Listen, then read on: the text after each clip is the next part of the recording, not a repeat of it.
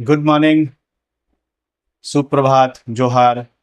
मैं निशांत फिर से आपके बीच एक नए वीडियो के साथ आया हूं, जिसमें मैं डाक विभाग की बचत योजना के बारे में मैं यूँ कहूँ कि डाकघर की बचत योजना तो बहुत सारी हैं। मैं डाकघर बचत खाता के बारे में आपसे आपको रूबरू कराऊंगा और मैं बताऊंगा कि उसको खोलने के लिए आपको किन किन चीज़ों का ध्यान रखना है, क्या क्या चीज़ें उसमें ज़रूरत पड़ेंगी।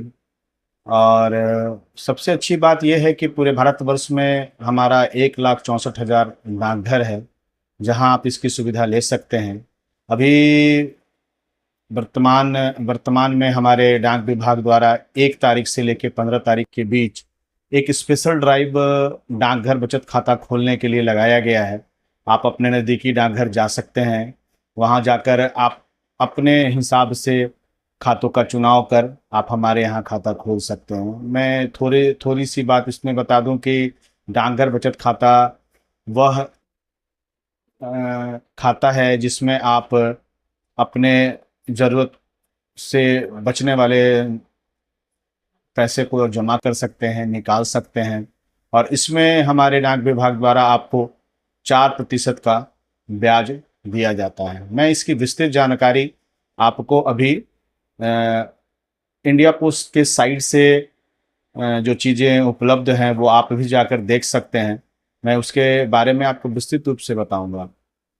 मैं आपको यह बताना चाहता हूँ, एक छोटी सी बात है कि मेरा भी एक saving account state bank of India में है, जिसमें मैं योनो ऐप को यूज़ करता हूँ।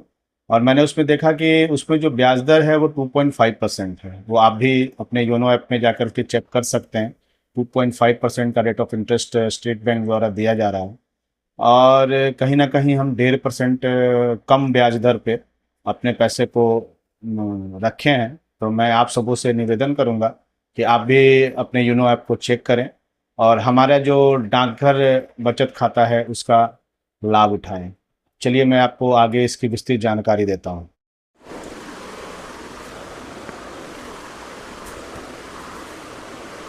हम लोग www.indiapost.gov.in पे भारतीय डाक विभाग के साइट पे जाएंगे।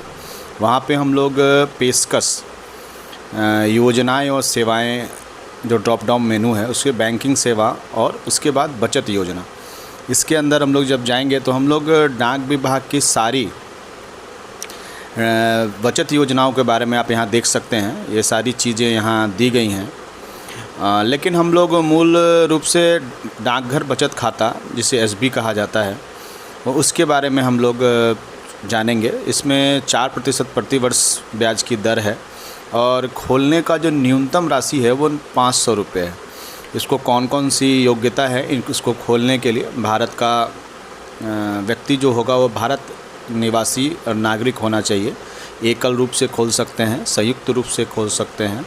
संयुक्त रूप का जो प्रकार होगा वो ए और बी तरीके का होगा। नाबालिग एक अभिभावक के साथ इस अकाउंट को खोल सकते हैं। अस्वस्थ व्यक्ति, अस्वस्थ दिमाग वाले व्यक्ति भी अभिभावक के साथ इस अकाउंट को खोल सकते हैं। नाबालिग जो 10 साल की आयु में है वो भी खोल सकते हैं। आप देख सकते हैं जमा और निकासी के बारे में। यहाँ न्यूनतम जमा राशि 500 रुपये के बाद 10 रुपये से कम नहीं होनी चाहिए। न्यूनतम निकासी जो है वो 50 रुपये तक निकाल सकते हैं। इसमें नॉमिनेशन देना अनिवार्य है कि अगर खाता धारक के साथ कोई भी अनहोनी होती है तो नामित व्यक्ति को सारा पैसा मिलता है। जमा पर ब्याज अगला है, वो आप देख सकते हैं। इसमें ब्याज की गणना 10 तारीख और महीने के अंत तक का जो न्यूनतम शेष होगा उसके आधार पर किया जाएगा। या और भी ये सारी चीज़ें जो आप देख रहे हैं ये सभी चीज़ आप अपने घर बैठे देख सकते हैं। इसमें हम लोग डाक विभाग के द्वारा चेकबुक की सुविधा, एटीएम की सुविधा, ऑनलाइन बैंकिंग की सुविधा, अटल पेंशन योजना, प्रधानमंत्री सुरक्षा बीमा योजना, इस तरह की तमाम योजनाएं हम लोग डाक बचत योजना के माध्यम से आपके समक्ष पहुंचाते हैं।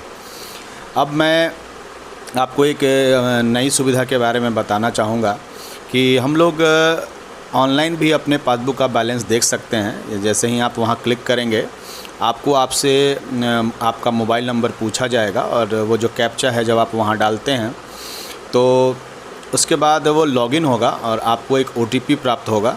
तो जैसे ही आप उस OTP को वहाँ पर फिल करेंगे,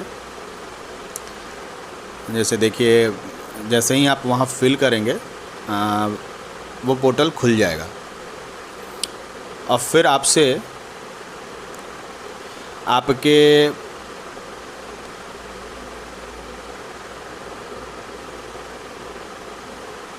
बारे में डिटेल्स पूछा जाएगा। इसमें आप वहाँ क्लिक करेंगे तो आपका अकाउंट नंबर पूछा जाएगा और रजिस्टर्ड मोबाइल नंबर पूछा जाएगा। आप दोनों डालकर जैसे ही कंटिन्यू करेंगे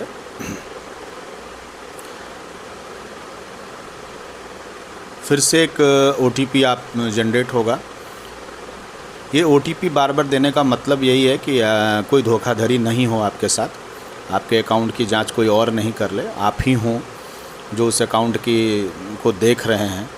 ये सुनिश्चित करने के लिए OTP बार बार भेजा जाता है। जैसे आप कंटिन्यू करते हैं फिर से आपको देखिए OTP आता है। जब आप OTP डालते हैं और वेरीफाई करते हैं तब आप अपने पूरे पासबुक के सारे लेन देन को देख पाते हैं।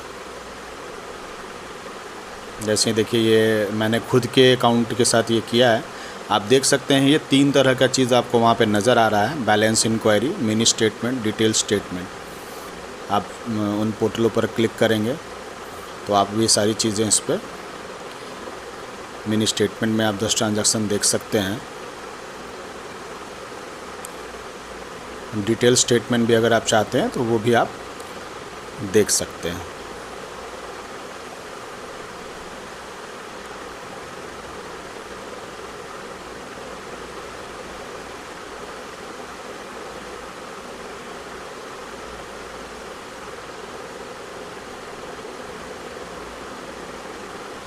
आप इसको डाउनलोड भी कर सकते हैं और प्रिंट भी कर सकते हैं।